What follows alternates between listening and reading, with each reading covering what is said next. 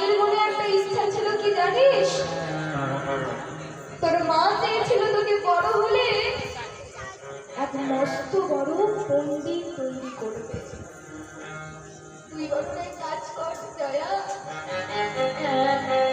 তুই তোর মায়ের শেষ ইচ্ছাটা পূর্ণ করিস বাবা। আমি তোর কাছে আর কিছু চাই না,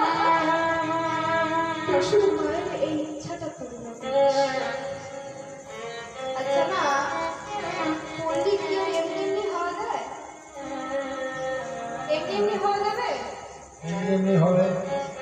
তার জন্য কি করতে হবে? পণ্ডিত হতে গেলে কি করতে হবে? রাজনীতি। পণ্ডিতের ঘরে জন্ম নিতে হবে, তাহলে পণ্ডিত টাইটেল হবে। রাজনীতি করতে হবে, শুনেছেন তো? কি করতে হবে? লেখাপড়া শিখতে হবে, তাই তো? লেখাপড়া শিখলে তবে পণ্ডিত হয়ে যাবে। ছোট্ট ছেলেটার বয়স না দেখতে দেখতে হয়ে গেল 6 বছর। ছেলেটাকে একটা স্কুলে ভর্তি করেছে, সেই স্কুলটার নাম হলো জামদহ স্কুল।